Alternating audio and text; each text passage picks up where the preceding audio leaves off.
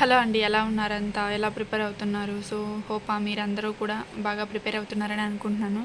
So, మనకి time అయితే చాలా తక్కువగా ఉంది. తక్కువ టైంలోని మనం బ్రెయిన్ పెట్టి చక్కగా చదువుకున్నట్లయితే ఆర్‌పీఎఫ్ జాబ్ అనేది మన చేతుల్లో అయితే ఉంటుంది. సో, దీనికోసం సంబంధించి నేను ఎలాంటి బుక్స్ చదవాలి, ఏంటి అనేది వీడియోస్ కూడా చేశాను. డెఫినెట్‌గా అయితే అవి చూడండి. చాలా మీకు యూజ్‌ఫుల్ అయితే అవుతాయి. లింక్స్ అన్నీ కూడా కింద డిస్క్రిప్షన్లో ఇస్తాను, ఒకసారి అయితే చెక్ చేయండి. టుడే వీడియోలో ఒక ఇంపార్టెంట్ విషయాన్ని అయితే మీతో షేర్ చేసుకుందాం అనుకుంటున్నాను. అదేంటి అంటే మనకి నోటిఫికేషన్స్ వస్తూ ఉన్నప్పుడు మనకి చాలా ఫ్రాడ్స్ కూడా పుట్టుకొస్తూ ఉంటాయి అన్నమాట. అదేంటి అంటే నోటిఫికేషన్స్ ఎక్కువగా ఉన్నప్పుడు మీకు జాబ్ ఇస్తాం, మాకు ఒక 5 లక్ష అయితే కట్టండి, అండ్ ఇంకా మీరు ఎగ్జామ్ కూడా రాయాల్సిన అవసరం లేదు, జస్ట్ మీరు అప్లై చేస్తుంటే చాలు, మీకు మేము జాబ్ ఇప్పిస్తాము, ఒక 5 లక్ష అయితే మాకు సెండ్ చేయండి, ఈ విధంగా మెసేజెస్ అయితే వస్తుంటాయి అన్నమాట. ఏంటి అంటే మనం ఇప్పుడు అందరికీ కూడా జాబ్ అనేది నీడ్ అనమాట. ప్రతి ఒక్కరికి కూడా ఒక గోల్ అనేది ఉంటుంది. ఆర్‌పీఎఫ్ జాబ్ డెఫినెట్గా కొట్టాలి అనేసి. ఆర్‌పీఎఫ్ అనే కాదండి, ఏదైనా సరే డెఫినెట్గా జాబ్ సాధించాలి అనేది అయితే ఉంటుంది. దానికోసం మనం కొన్ని సార్లు అయితే ఒక రాంగ్ వేలో కూడా వెళ్ళవలసి ఉంటుందన్నమాట. ఈ విధంగా చాలామంది బ్రదర్స్ సిస్టర్స్ అనేవాళ్ళు ఒక 5 ఇయర్స్ నుంచి లేకపోతే 3 ఇయర్స్ నుంచి కష్టపడుతూనే ఉంటారు, ప్రిపేర్ అవుతూనే ఉంటారు. అలాంటి వాళ్ళు చాలా అటెంప్ట్స్ ఇచ్చినా సరే దేంట్లో కూడాను క్వాలిఫై అవ్వలేకపోతూ ఉంటారు, నిరాశకి గురవుతూ ఉంటారు. ఇలాంటి టైంలో ఇలాంటి మెసేజ్లు చూసినప్పుడు, అంటే మీకు జాబ్ ఇప్పిస్తాం, మాకు 5 లక్ష కట్టండి, 2 లక్ష కట్టండి, ఈ విధంగా ఇలాంటి మెసేజెస్ చూసినప్పుడు వాళ్ళకి ఏంటంటే ఒక తెలియని ఫీలింగ్ అనేది వచ్చేస్తుంది అనమాట. హ్యాపీ ఫీలింగ్, అరే మనకి జాబ్ వచ్చేసింది ఇంకా అనేసి దానికోసం ఆ డబ్బుల్ని అక్కడ ఇక్కడ తెచ్చేసి వాళ్ళకైతే కట్టేస్తూ ఉంటారు. సో ఇదనేది ఇలాంటివి జరగవండి. ఇలాగ డబ్బులు కట్టించుకొని జాబ్ ఇవ్వటం అనేది అస్సలు అయితే జరగదు. ఇదంతా కూడా ఫ్రాడ్, అంతా కూడా అబద్ధాలు. అందరూ కూడా మనీ కోసమే ఇలా చేస్తూ ఉంటారు. ఇలాంటి నోటిఫికేషన్స్ టైంలోనే మనకి ఇలాంటి మెసేజ్లు అయితే వస్తూ ఉంటాయన్నమాట. సో ఎవరైతే నమ్మకండి. ముఖ్యంగా ఇవి టెలిగ్రామ్ ద్వారా, ఇంకా గూగుల్ ద్వారా, యూట్యూబ్ ద్వారా ఈ విధంగా అయితే వస్తూ ఉంటాయి. వీళ్ళనైతే అసలు నమ్మొద్దు మీరు. ఎవరికి కూడా డబ్బులు ఊరికే రావండి. ప్రతి ఒక్కరు కూడా కష్టపడాల్సిందే.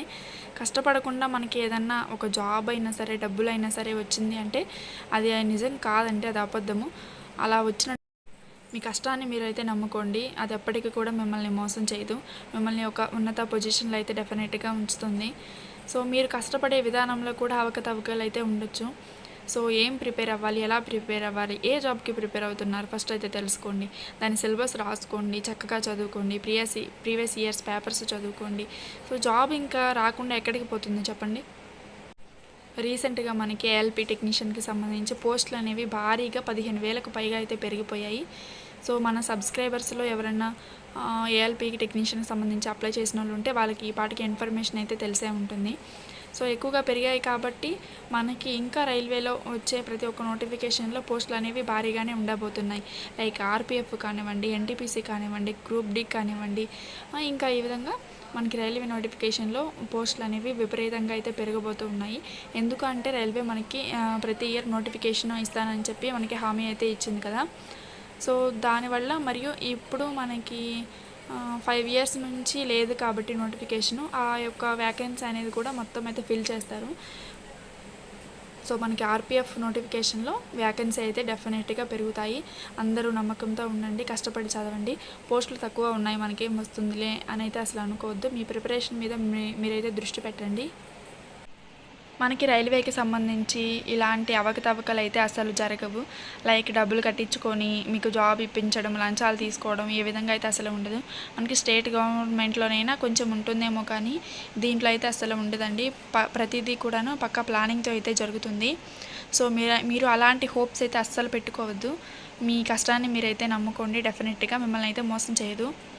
మీరు కంప్యూటర్ బేస్డ్ టెస్ట్ కోసం ఎంత ప్రిపేర్ అవుతున్నారో దానికి 2 రెట్లు మనకి ఫిజికల్లో ప్రిపేర్ అవ్వాల్సి ఉంటుంది.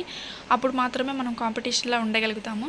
లేదు అంటే మనం ఇప్పుడు సిబిటీకి ప్రిపేర్ అవుతున్నారు, ఎంత కష్టపడి చదివినా సరే ఆ ల్యాక్ ఆఫ్ రన్నింగ్ వల్ల కానీ, లాంగ్ జంప్, హై జంప్ వీటి వల్ల కానీ మీరు కనుక వెనక్కి రావాల్సి వస్తే అది చాలా బాధగా అయితే ఉంటుందన్నమాట. ముందు ఫిజికల్ కోసం ప్రిపేర్ అయ్యి టైం వేస్ట్ చేసుకున్న దానికంటే కూడాను మనం చదివి జాబ్ తెచ్చుకొని జస్ట్ ఒక ఫిజికల్లో మనం డిస్క్వాలిఫై అయిపోయామా అనేది చాలా బాధగా ఉంటుందన్నమాట. సో డైలీ ఒక 1 అవర్ అయినా సరే ఫిజికల్ కోసం మీరైతే ప్రాక్టీస్ చేయండి డెఫినెట్గా. అండ్ ఇంకా ఇంకో విషయం ఏంటి అంటే మనకి నోటిఫికేషన్ టైంలో చాలా చాలా కొత్త కొత్త యాప్లు, కొత్త కొత్త కోర్సులు, ఇంకా చాలా తక్కువ టైంలోనే మీరు గెట్ ఇన్ అవ్వగలుగుతారని చెప్పి ఈ విధంగా చాలా కోర్సులు అయితే పుట్టుకొస్తూ ఉంటాయన్నమాట. ఆర్పిఎఫ్కి సంబంధించి, ఎన్టీపీసీ సంబంధించి వీటిని. సో వీటిని అయితే అసలు నమ్మొద్దండి. దాంట్లో నాలెడ్జ్ లేని వాళ్ళందరూ కూడా వచ్చేసి అలాంటి క్లాసులు అయితే చెప్పిస్తూ ఉంటారు. మీ చేత డబ్బులు కట్టించుకుంటూ ఉంటారు. ఒక్కటి కూడా యూస్ఫుల్ అయ్యే వీడియో కూడా ఉండదన్నమాట. సో మీరు మంచి ఫ్యాకల్టీని అయితే ఎంచుకోండి. డెఫినెట్గా డెమో క్లాసులు అయితే చూడండి. ఆ తర్వాత మాత్రమే క్లాస్ పర్చేస్ చేయడానికి అయితే ట్రై చేయండి. లేదు మాకు కొంచెం నాలెడ్జ్ ఉంది అక్క అనుకుంటే డెఫినెట్గా అయితే ఇంకా మంచి బుక్స్ తీసుకోండి, ప్రిపేర్ అవ్వండి. సో దానికి మించి బుక్స్కి మించిన ప్రిపరేషన్ ఇంకొకటి అయితే లేదనమాట. జనరల్ అవేర్నెస్ సంబంధించి లూసెంట్ అయితే తీసుకోండి, చాలా బాగుంటుంది. అండ్ ఇంకా మనకి ఇంపార్టెంట్ టాపిక్స్ వచ్చేసి మనకి వేరే కలర్ పేజ్లో ఈ విధంగా అయితే మెన్షన్ చేస్తూ ఉంటారు. సో లూసెంట్ బుక్ అయితే చాలా బాగుంది అవేర్నెస్ సంబంధించి. అండ్ ఇంకా అర్థమెటిక్ రీజనింగ్కి సంబంధించి నేను వీడియోస్ అయితే చేశాను. ఈ వీడియో చివరిలో ఇస్తాను. అండ్ ఇంకా డిస్క్రిప్షన్లో లింక్స్ కూడా ఇస్తాను. డెఫినెట్గా వాటిని అయితే చూడండి. సిలబస్ అంతా ఒక చోట రాసుకొని చక్కగా అయితే ప్రిపేర్ అవ్వండి. ఇది ఎలక్షన్ టైంలో వచ్చిన నోటిఫికేషన్ కాబట్టి పోస్టులు మనకి ఆర్పిఎఫ్కి సంబంధించి కూడా భారీగా పెరగబోతూ ఉన్నాయి. ఇదైతే మైండ్లో పెట్టుకోండి అందరూ. సెంట్రల్ వైడ్గా మనకి కాంపిటీషన్ అయితే ఉండవలసి ఉంటుంది. ఇక్కడ నార్త్ ఇండియన్స్తో మనం పోటీ పడవలసి ఉంటుంది. So not at all easy అనమాట. డెఫినెట్గా అయితే టఫ్గానే ఇస్తాడు పేపర్ అనేది. ప్రీవియస్ ఇయర్స్ పేపర్స్ని బేస్ చేసుకొని నెక్స్ట్ యొక్క టఫ్నెస్ లెవెల్ అనేది ఎలా ఉండబోతుంది అనేది అయితే గెస్ చేసి దాని ద్వారా అయితే ప్రిపేర్ అవ్వండి. మనకి కట్ ఆఫ్ అనేది ఈసారి చాలా ఎక్కువగానే వెళ్తుంది. అమ్మాయిలకి సంబంధించి హెవీ కాంపిటీషన్ అయితే ఉందండి. ఎవరైతే మన దాంట్లో లేడీ సబ్స్క్రైబర్స్ ఉన్నారో ఇదైతే ఒక విషయం గుర్తుపెట్టుకోండి. లేడీస్కి సంబంధించి మనకి ఆర్పిఎఫ్ కట్ ఆఫ్ అనేది చాలా ఎక్కువగా వెళ్ళబోతుంది.